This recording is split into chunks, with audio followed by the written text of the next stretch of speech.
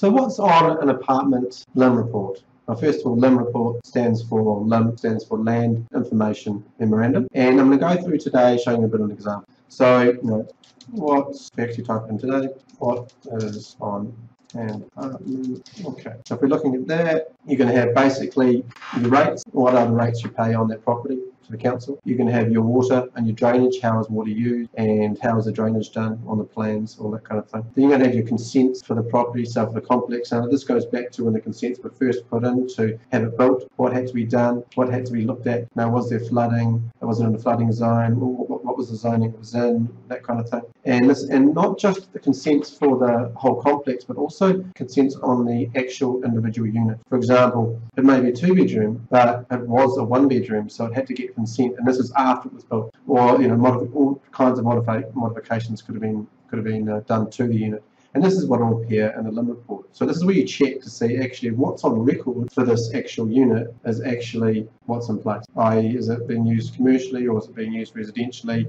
If you're buying it and it's being used residentially but it's commercially, well, it's going to show up on this LIM report as being different. So that's very important. And also the special land features and things like that. Okay, so I'm going to quickly go through this. And okay, so this is obviously for somebody who's checking out a property they're going to buy. It was in Morningside Drive, St Luke's. Okay, and you can see it's got the actual address of the unit, which is for the LIM report. Then also all the other addresses concerned. So you can see a LIM report for an apartment complex is quite different because it's involving so much more. So you can see all the other units in the complex, pretty standard.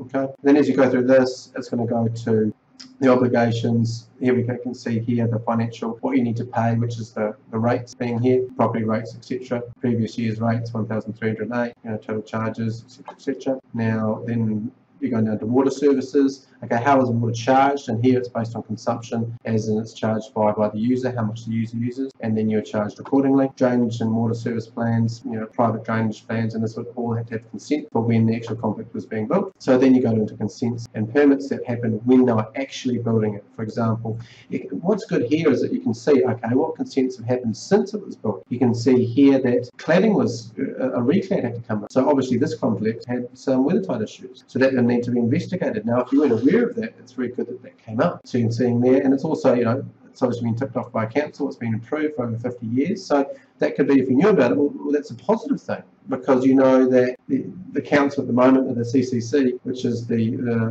code of compliance given by or certificate of code of compliance given by the council, they're very tight now. They're very tough. So this shows that the building's going to be in very good shape. So it's a positive. You can see here it's reclad on the different sides, driveways, etc., etc. And as you go through, so it gives you a bit of more information on the property, more in depth. And lawyers love to go through LIM reports and see if everything's actually in line with the information you're given. So it is important to actually get a LIM report. As you can see here, you then have warrant of fitness when was the last warrant of fitness for the complex being done? That's when they do things like as you can see here, you then have warrant of fitness when was the last warrant of fitness for the complex being done? That's when they do things like your sprinkler checks or your sensor checks, all that kind of thing. Now, we're also going to go to the land information memorandum as we go down to planning, what zone was it in, all that kind of thing. Now here it is where you're going to special land features. Now you go, okay, this site is potentially at risk of flooding. Oh, that's something you want to be concerned about. Fortunately, this complex, what was actually built, where you've got all underneath it is all the car park, then you've got the apartments on top, and obviously it's got drainage to mitigate that possibility. I haven't ever seen flooding in that area, but apparently prone to it, as it says here in the 100-year flood plain. Basically a LIM report is important. A lot of people say yes, a LIM report's not needed for their apartment, but I still think it's something you need to get in your due diligence, and that your lawyer should be requesting, or you've been putting in your sale and purchase agreement. It's not a biggie, because they say LIM reports aren't as important because obviously your building's only going to get a warrant of fitness or things like that if there's something wrong with the building. And obviously you can sense, and it's going to be in your body corporate minutes, because there's a lot more visibility compared to in a house when you're say buying a house, for example, and what's been done. Yet, if you want to be really, really due diligent, I still recommend getting. Anyway, hope that helps, and it gives you an idea of what a LIM report is. I'll go a little bit further. What it does do is attach on a LIM report, attaches all of the consents, all of the things attached, went through the council in a summary form, so you can see here pages and pages of what's this, different consents that were put through. What's this one? Morningside So it's no resource consent termination on application defined for financial contribution. This is obviously going back to 2000, so this is when the company's being built, and all that kind of stuff. It gets very boring, but if you want to look into something more specific, that's where you'll find it.